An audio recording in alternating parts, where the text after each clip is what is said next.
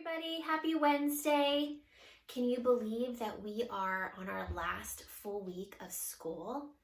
After next Friday, you will officially be on summer break. Monty, can you believe that? We'll be on summer break. I know it doesn't really feel like summer yet because it's been so windy and rainy and cold, but pretty soon the weather will start warming up and we'll be able to enjoy summer. So this week, my class is learning about careers. They're learning about people's jobs. So we are going to be reading a story today called Career Day. And after this story, because so many people reached out and told me they had a great time with the sensory table, the farm sensory table, we're going to be making another sensory table today. But instead of using farm animals and noodles and paper, we're going to be using water beads. Don't you just love water beads? I know my class really loves water beads. So if you don't have water beads at home, you can definitely find them on Amazon. I'm sure they're at Target and Walmart too. And you can always save this video and do it on another day when you do have your water beads. I'm going to try and do 4 different activities with these water beads. So I'm going to do 2 this week. And then for our final video next week, I'll be doing 2 more. So let's get started with our story. Career Day, story by Anne Rockwell, pictures by Lizzie Rockwell. Boys and girls, as I'm reading this story, I want you to be thinking about what you want to be when you grow up. When special visitors come to our school, they tell us about the work they do. Then we tell them about the work we do. Today, it's my turn to introduce my visitor. Boys and girls, do you remember when we had career presentations at our school? And we had different family and friends come in to talk about their jobs. We had Fiona's dad come in and Bradley's dad who brought the police dog. Remember how fun that was? What if I forget what I'm supposed to say? Sometimes that happens, not just to me, Mrs. Madoff says, but to everyone. So it looks like he's feeling a little bit nervous. Were you feeling a little bit nervous when you had your mom or your dad or a family member come to speak in our classroom? Here he is right on time. This is my dad, I say. He drives a big bulldozer. He's helping build our new library. Good morning, Mr. Lopez, everyone says. Good morning, boys and girls, my dad says. Look at how proud he looks of his dad. And wouldn't that be an amazing job to drive that huge bulldozer? That looks like a lot of fun. Next, we meet Charlie's visitor. His mother is a judge who works in a courtroom and wears a long black robe. If there's too much noise, she pounds her gavel and says, "Order in the court," and then everyone has to be quiet. And that's the gavel right there. That would be a fun job, right? When Kate introduces her visitor, she says, "My dad plays bass in an orchestra at night. He practices all day and takes care of my baby brother while our mother goes to work at the bank." Wow, that would be a really cool job to be able to play an instrument in an orchestra. So remember, I want you to think about what you want to be when you grow up. Michiko's mother writes books for us to read. She draws the pictures in them too. She's very good at drawing. Can you see what that is? She's very good at drawing mice. So I want you to think about that for a second. If she writes books and draws pictures, what is that called? What type of job is that? Good. So she's an author because she writes books. But she's also an illustrator because she draws the pictures in them. She must be very talented. Mrs. Madoff's visitor is her husband. He's a scientist called a paleontologist. Do you know what a paleontologist is? I'm sure most of you do. And if you don't, look at that illustration, look at that picture and see if you can guess what a paleontologist is. He just got back from South America where he was digging for dinosaur bones. The bones tell us about dinosaurs that lived long ago. So a paleontologist is a special type of scientist that studies dinosaur bones. Wouldn't that be a great job? Sarah's visitor is our crossing guard. She brings Sarah to school every day because she's also Sarah's grandmother. That's why Sarah is always the first one at school and the last one to go home in the afternoon. I'm sure you've seen a crossing guard before, and they keep families safe while crossing the street, so they have a very important job.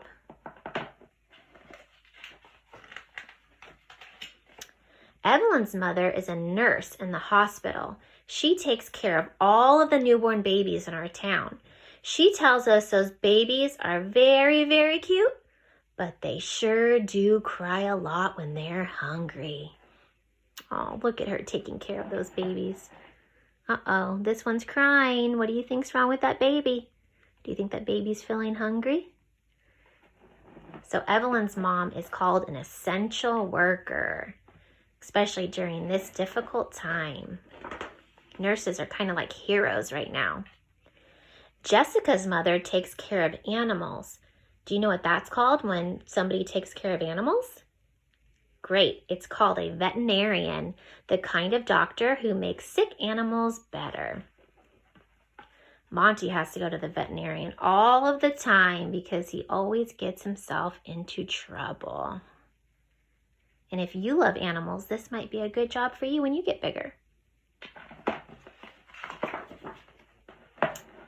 Sam's visitor drives a sanitation truck that carries our garbage to the big town dump. Kate and Evelyn and I wave to him, just as we always do whenever he comes down our street. Hey kids, remember to recycle, Sam's father says. Remember when it was Earth Day and we were talking about reduce, reuse, and recycle? And we also can upcycle things. That means that we can take something that we don't use anymore and we can turn it into something new. I know we made necklaces for upcycling. We made a lot of different projects. Some of you guys made marble tubes that were really cool. And sanitation workers are also very essential. Evan's father wears a leather apron that holds the tools he uses all the time. He shows us how to hammer a nail. So it looks like he's building things out of wood, and that's called a carpenter. Look at that. I'm sure he can make all sorts of amazing things. He made that little birdhouse and that little toolbox. When it's time for Nicholas to introduce his visitor, he says, I bet you've all bought groceries at the friendly farm market. Guess what? My father is a manager of the store. Look at that. And I'm sure you've all been to the grocery store and seen the workers who help us out there. And these are also very essential workers right now, making sure that we all have enough food to eat.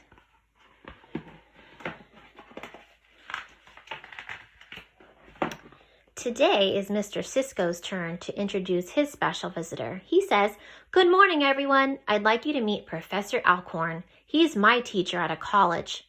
Hey, I never knew grown-ups had teachers too. That's right, you're never too old to go to school. And when you go to college, your teachers there will be called professors.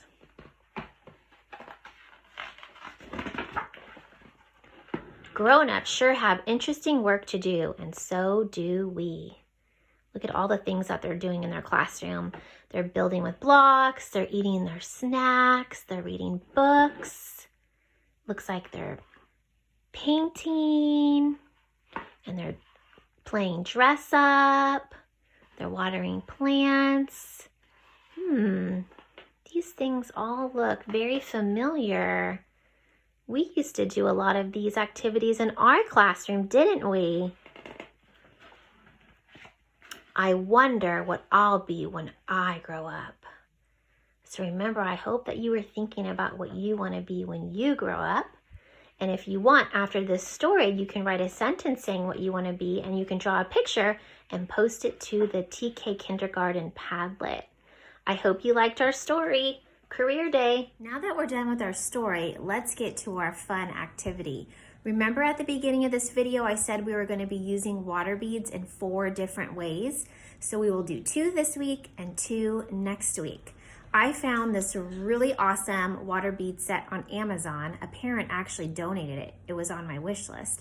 So I'm gonna have my daughters help me. They're gonna be opening up the water bead set and we're gonna be setting up the sensory table. Here is the water bead ocean set. And if you're in my class, I linked it on to our Week at a Glance email. Again, you can find water beads on Amazon. You can probably find them at Target too. So I know my daughters love watching videos of kids opening up different products. So they're gonna be opening up the water bead set and we're gonna be walking you through how to set up the sensory table. All right, Ava, go ahead. So here is the inside. Oh, there's actually 2 bottles in it. So one says water beads and one says the ocean animals. So this set is a special one because it actually includes plastic little ocean animals that you can play with in the water beads. So I think there was 24 little ocean animals. And they're very fun to play with. So if you have them at your home, they're really fun to play with. This set also includes this blow-up tub that you can use to store the water beads and play with them in. Also, it has this card. It teaches you about ocean animals. Okay, so what we're gonna do is we're gonna be blowing up this little sensory table and then we're gonna be getting these water beads set up. So we'll be right back.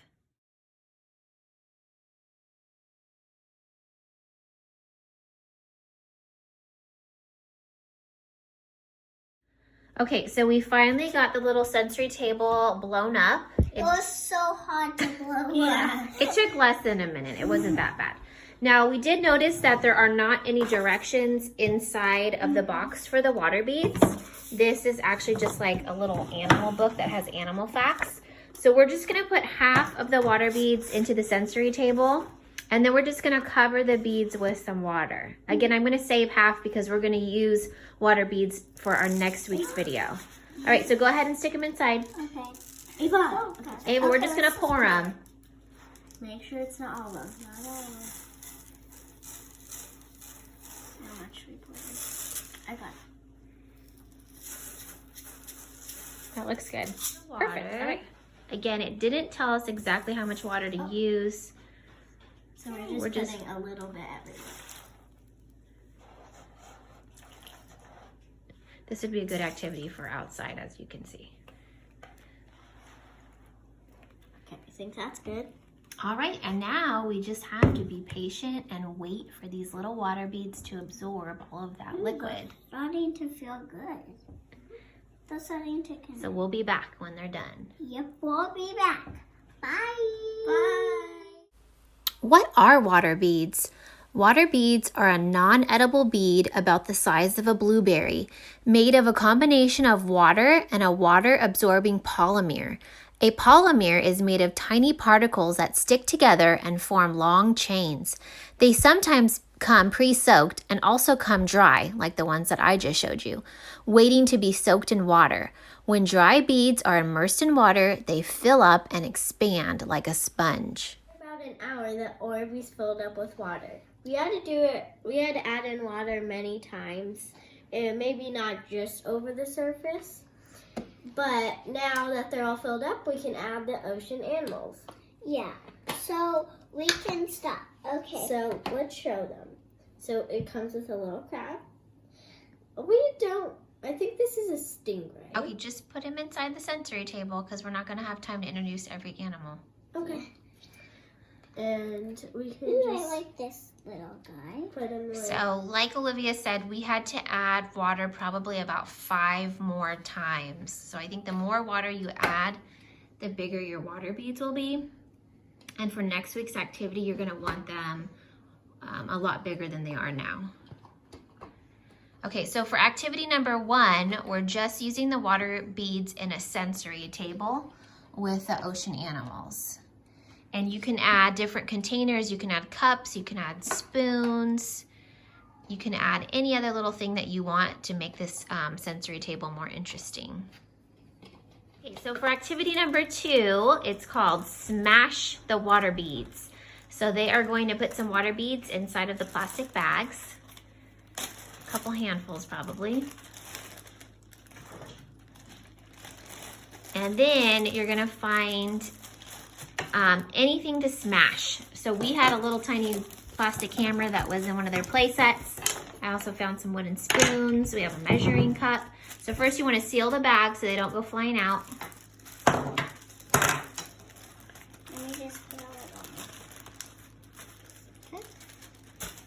Okay, and once she has it sealed, now comes the fun part. She's gonna smash them.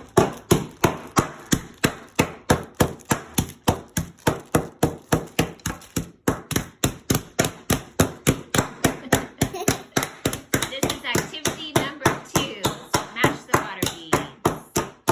I hope you guys have fun with this.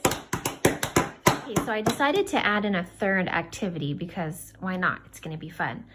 So I'm gonna use this container that the little animals came in, and then I went and found one more, and I'm going to fill those up with some water beads.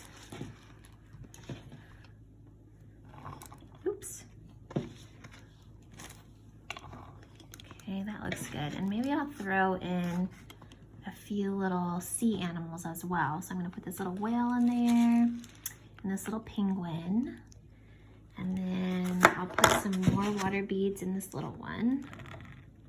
And as you can see, they're 2 different shapes. And then I'll just add this little sea otter in there. And then I'm gonna add some water.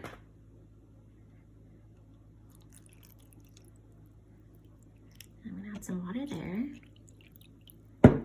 And then, just to add another layer of fun, I'm going to add a few drops of an essential oil. And one of my parents did this year with our class, and it was fantastic. She also added some food coloring inside. She had blue food dye. And then what we're gonna do is we're gonna put the tops on and we're gonna freeze these. And then once they're done freezing, you can give your child different tools or some salt, and they can watch them melt. So maybe we will take these out for next week's story activity. Stay tuned. Don't forget to join us next Wednesday for our final Read Alouds with Monty. Can you believe it? That'll be our last one. We'll be doing 2 more fun activities with water beads. Have a great rest of your week.